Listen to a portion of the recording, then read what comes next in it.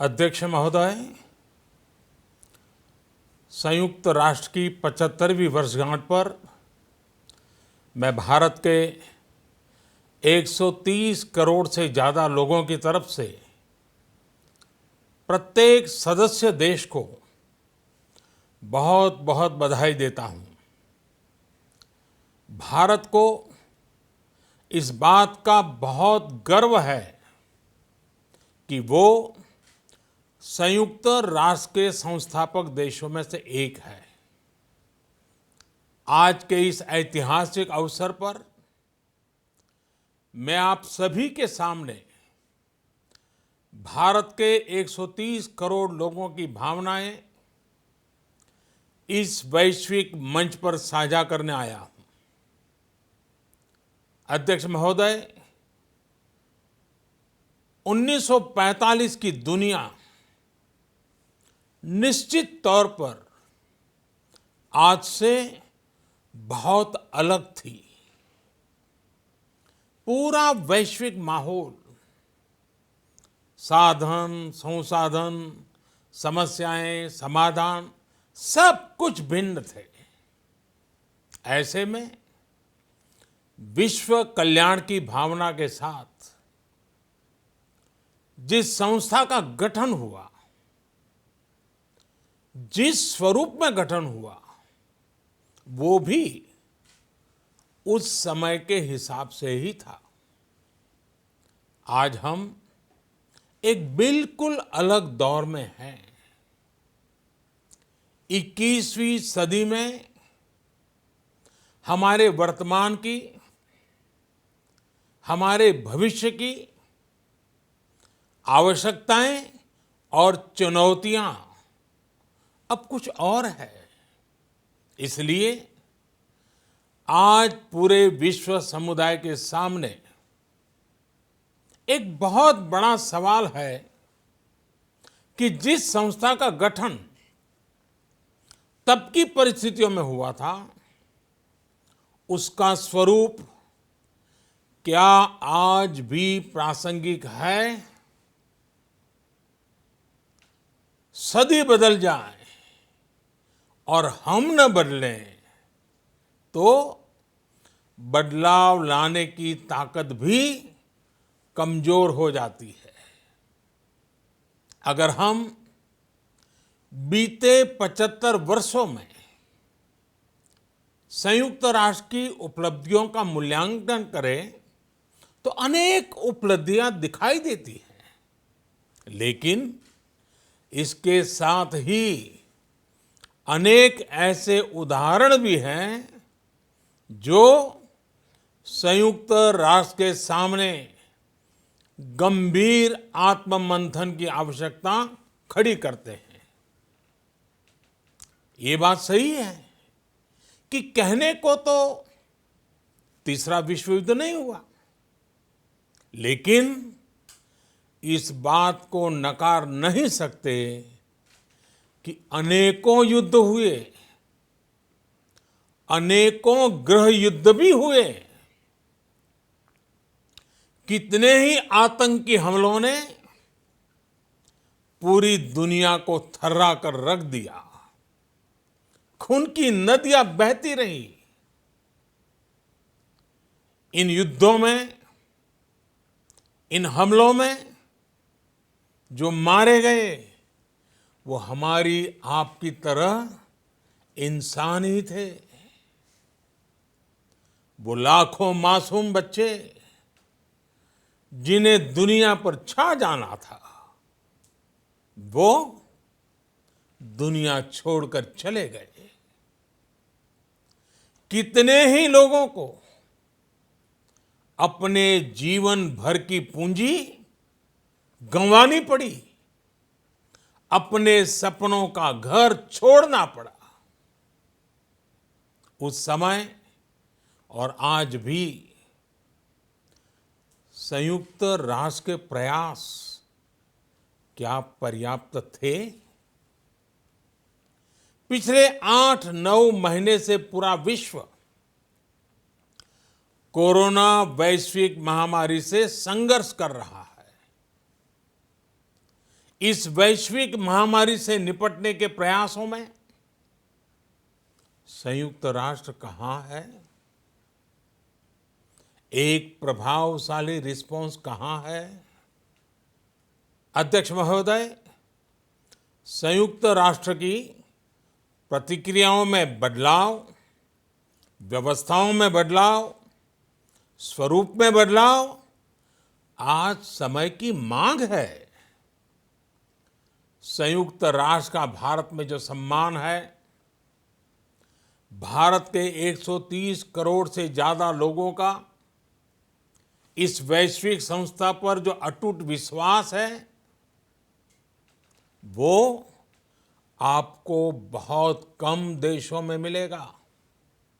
लेकिन ये भी उतनी ही बड़ी सच्चाई है कि भारत के लोग संयुक्त राष्ट्र के रिफॉर्म को लेकर जो प्रोसेस चल रहा है, उसके पूरा होने का बहुत लंबे समय से इंतजार कर रहे हैं। आज भारत के लोग चिंतित हैं कि क्या ये प्रोसेस कभी एक लॉजिकल एंड तक पहुंच पाएगा? आखिर कब तक भारत को संयुक्त राष्ट्र के डिसीजन मेकिंग स्ट्रक्चर से अलग रखा जाएगा?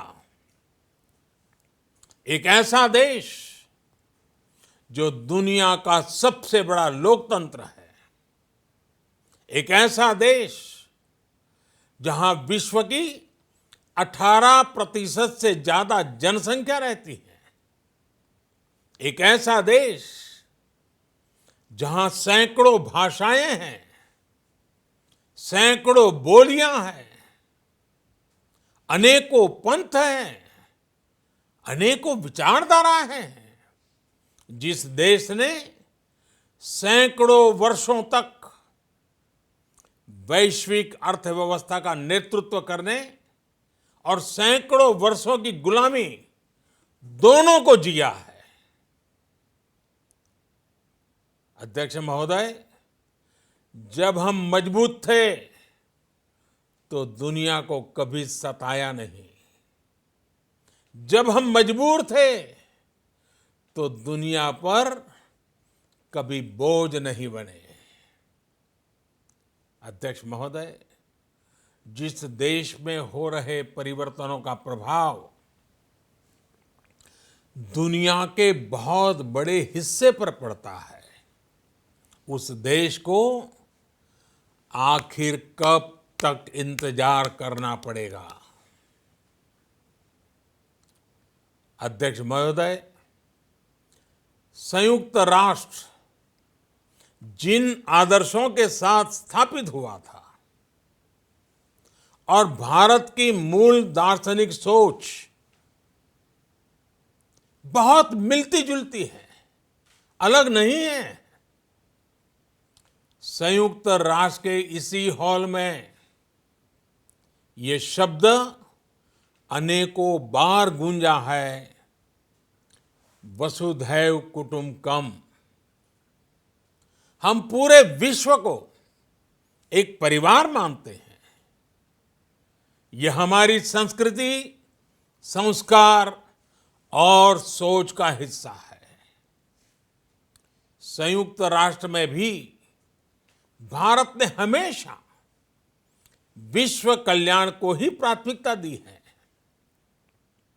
भारत वो देश है जिसने शांति की स्थापना के लिए लगभग 50 पीस कीपिंग मिशंस में अपने जांबाज सैनिक भेजे। भारत वो देश है जिसने शांति की स्थापना में सबसे ज्यादा अपने वीर सैनिकों को खोया है। आज प्रत्येक भारतवासी संयुक्त राष्ट्र में अपने योगदान को देखते हुए संयुक्त राष्ट्र में अपनी व्यापक भूमिका भी देख रहा है। अध्यक्ष महोदय, 2 अक्टूबर को international day of non violence और 21 जून को इंटरनेशनल डे ऑफ योगा, इनकी पहल भारत ने ही की थी। Coalition for disaster resilient infrastructure और इंटरनेशनल सोलर अलायंस, ये भारत के ही प्रयास है। भारत ने हमेशा पूरी मानव जाति के हित के बारे में सोचा है, न कि अपने निहित स्वार्थों के बारे में। भारत की नीतियां हमेशा से इसी दर्शन से प्रेरित रही है। भारत की नेबरहुड फर्स्ट पॉलिसी से लेकर एक्ट ईस्ट पॉलिसी तक, security and growth for all in the region, इसकी सोच, या फिर इंडो पैसिफिक क्षेत्र के प्रति हमारे विचार, सभी में इस दर्शन की झलक दिखाई देती है। भारत की पार्टनरशिप का मार्गदर्शन भी यही सिद्धांत तय करता है। भारत जब किसी से दोस्ती का हाथ बढ़ाता है तो वो किसी तीसरे के खिलाफ नहीं होती। भारत जब विकास की साझेदारी मजबूत करता है तो उसके पीछे किसी साथी देश को मजबूर करने की सोच नहीं होती।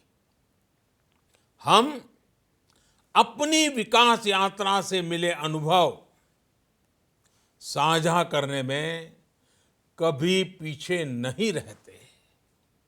अध्यक्ष महोदय, पैंडेमिक के इस मुश्किल समय में भी भारत की फार्मा इंडस्ट्री ने 150 से अधिक देशों को जरूरी दवाइयां भेजी हैं। विश्व के सबसे बड़े वैक्सीन उत्पादक देश के तौर पर आज मैं वैश्विक समुदाय को एक और आश्वासन देना चाहता हूं।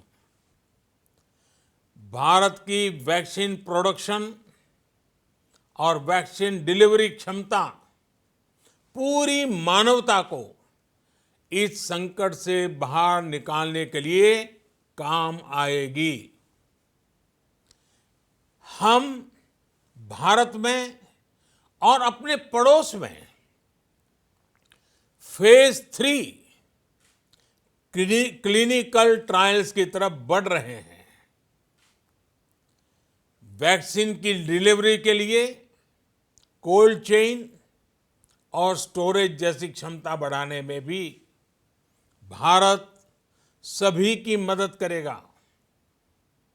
अध्यक्ष महोदय, अगले वर्ष जनवरी से भारत सुरक्षा परिषद के अस्थायी सदस्य के तौर पर भी अपना दायित्व निभाएगा। दुनिया के अनेक देशों ने भारत पर जो विश्वास जताया है, मैं उसके लिए सभी साथी देशों का आभार प्रकट करता हूं। विश्व के सबसे बड़े लोकतंत्र होने की प्रतिष्ठा और इसके अनुभव को हम विश्व हित के लिए उपयोग करेंगे। हमारा मार्ग जन कल्याण से जग कल्याण का है। भारत की आवाज हमेशा शांति, सुरक्षा और समृद्धि के लिए उठेगी।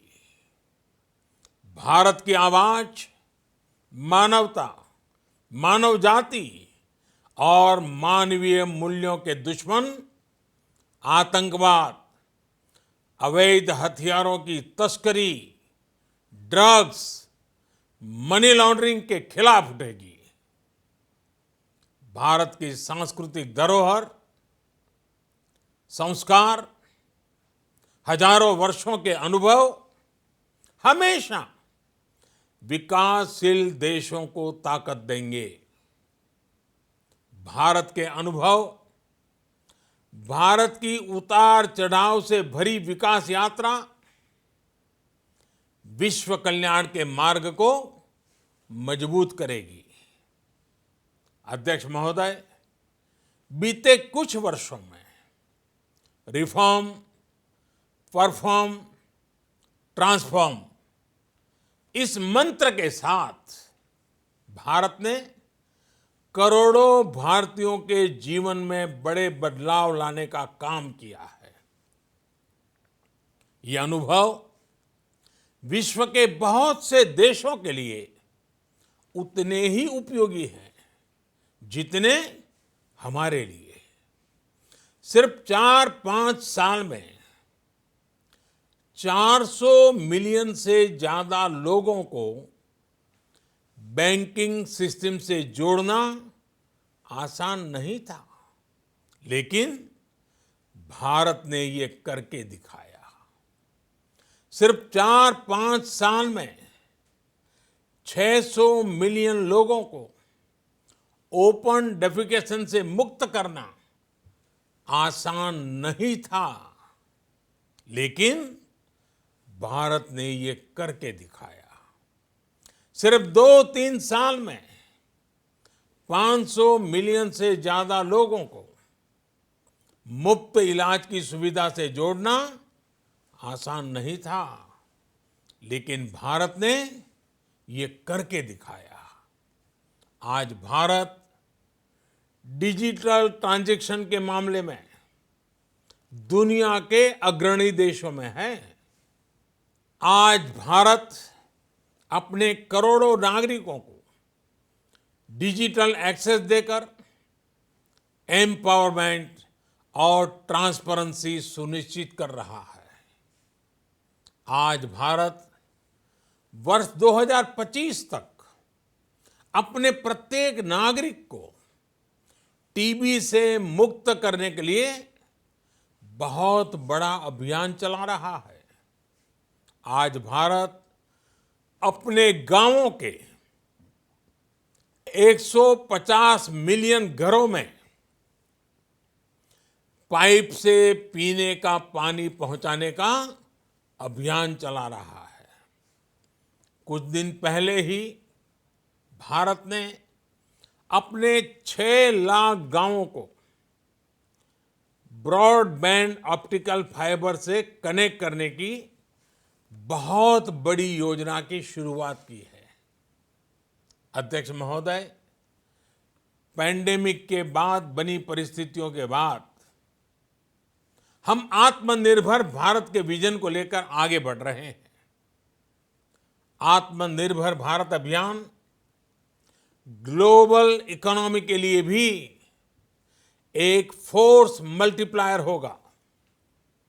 भारत में आज ये सुनिश्चित किया जा रहा है कि सभी योजनाओं का लाभ बिना किसी भेदभाव प्रत्येक नागरिक तक पहुंचे। विमेन एंटरप्राइज और लीडरशिप को प्रमोट करने के लिए भारत में बड़े स्तर पर प्रयास चल रहे हैं। आज दुनिया की सबसे बड़ी माइक्रो फाइनेंसिंग स्कीम्स का सबसे ज्यादा लाभ भारत की महिलाएं ही उठा रही हैं। भारत दुनिया के उन देशों में से एक है जहां महिलाओं को 26 वीक्स की पेड मैटरनिटी लीव दी जा रही है। भारत में ट्रांसजेंडर्स के अधिकारों को सुरक्षा देने के लिए भी कानूनी सुधार दिए गए हैं। अध्यक्ष महोदय, भारत विश्व से सीखते हुए, विश्व को अपने अनुभव बांटते हुए आगे बढ़ना चाहता है। मुझे विश्वास है कि अपने 75वें वर्ष में संयुक्त राष्ट्र और सदस्य सभी देश इस महान संस्था की प्रासंगिकता बनाए रखने के लिए और प्रतिबद्ध होकर काम करेंगे।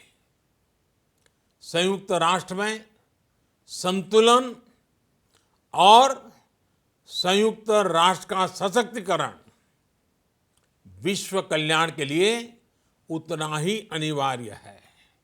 आइए संयुक्त राष्ट्र के 75वें वर्ष पर हम सब मिलकर अपने आप को